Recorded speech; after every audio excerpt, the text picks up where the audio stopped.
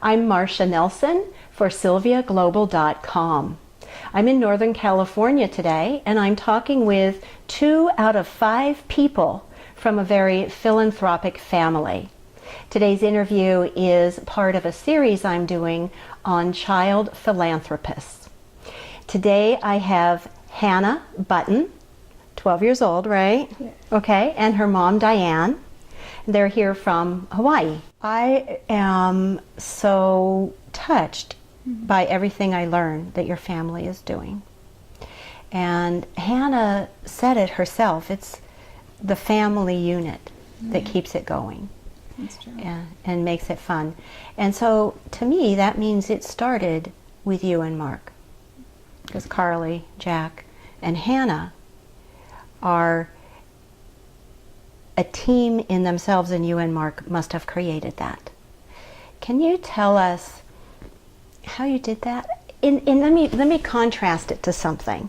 Sometimes parents say to their kids, well, you should do some volunteer work, or you should do something for a charity. And it doesn't go very far.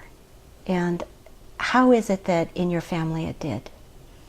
It's just always been there. It's always been a part of who we are. And, you know, we believe that when so much has been given, which in a lot of cases in America, so much has been given, that so much is required. And, you know, it's become a part of their life since they were early on. I believe that you have a few years that you really can pour into your kids. And that's when their character is developing. And, you know, you hear so often, what do you want to be when you grow up? What do you want to be when you grow up? And I really think in our family, we ask, who do you want to be? You know, who do you want to be when you grow up? And how are you going to get there? And, you know, the questions, do you want to be kind? Do you want to be giving? Do you want to make the world a better place?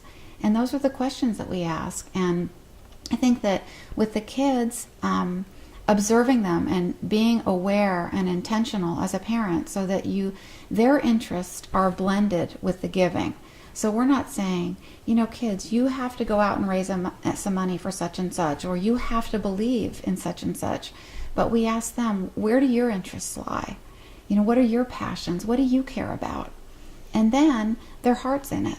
And they all have a big heart for charity, but they've always, you know, picked projects that feel right for them. How can parents translate that in terms of specifics? How can they take that and translate it to something concrete, specific that their child can do? Well, I think you have to first look at the fact that you don't have to go out and build an orphanage. Giving is just one small thing at a time. Even if it's building an orphanage, it's still one small thing at a time. One lemonade stand, one book sold. You know, step by step, the orphanage gets built. So I think if parents look around their own neighborhood and they see that there's a lonely woman down the street with Alzheimer's, or there's a mom that's really overstressed and hasn't gotten a chance to take her dogs out for a walk, or needs somebody to watch her kids while she goes to the grocery store, that's where it starts. It really does. And if you can help your kids see needs, even in your own community to start with, you find that there are needs everywhere. Yeah. It's not just across the world. It's right on your own street, in your own neighborhood, in your own backyard. And I think we have to be open to seeing where the needs are. So putting on the eyes that are looking for needs, and starting small. That's right. And also from doing that, finding needs in your own neighborhood and starting small, you get the satisfaction of seeing what happens right away. Right. It's not, sometimes for kids to do a fundraiser is good, sending money to an organization or a project is good, but they don't necessarily see what happens because of their specific work. That's right. And sometimes when they're older, they can appreciate that more. Yeah. But for young ones to be able to see right away the results of their efforts and their giving can be real motivating. I've noticed that some of the things we do, for example, they raised money to buy 60 backpacks filled with school supplies for local kids. and they bought some new band equipment for the band in one of the public schools near us. And the local things that they do like that are really fun, because you get a certain project and you say, okay, let's go. And then they start every weekend, they start bringing their friends in, and you can get a lot more community involvement when you're doing something local as well sometimes. Sure. So I think it's a really neat way for parents to first start out, is just look in your schools and look in your neighborhoods and your convalescent homes and retirement communities, and just see where you can help out. There's always someplace that you can help.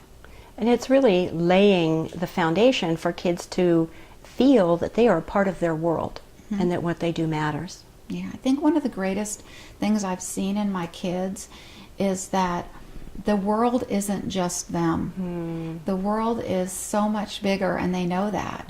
And I think at first, as a parent, you're showing them. You're saying, Hannah, look, there's somebody that you can help. Or Hannah, look, there's a need. Or how do you feel about that? But then, you get them young for only so many years. And then when they start becoming teenagers, they start seeing it for themselves. They start seeing the needs. And that's been a really neat shift, is that they know that the world is a lot bigger than them. They're part of a whole.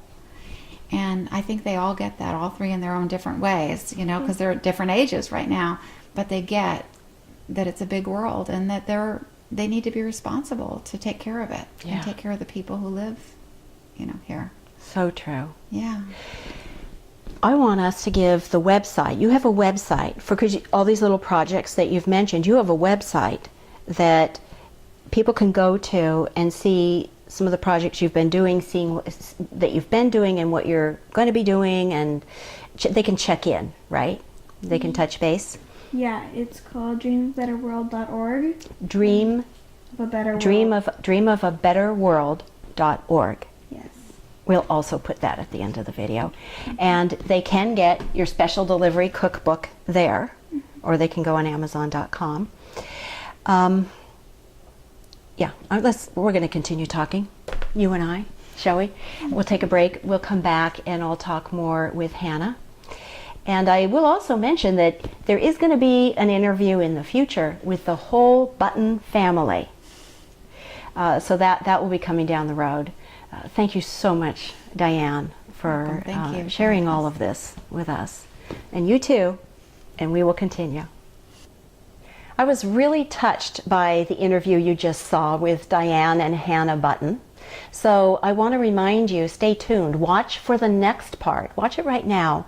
I'm going to be talking with 12-year-old Hannah more in depth about what is at the heart of philanthropy for her. It's going to be a really rich conversation. This is Marcia Nelson for SylviaGlobal.com.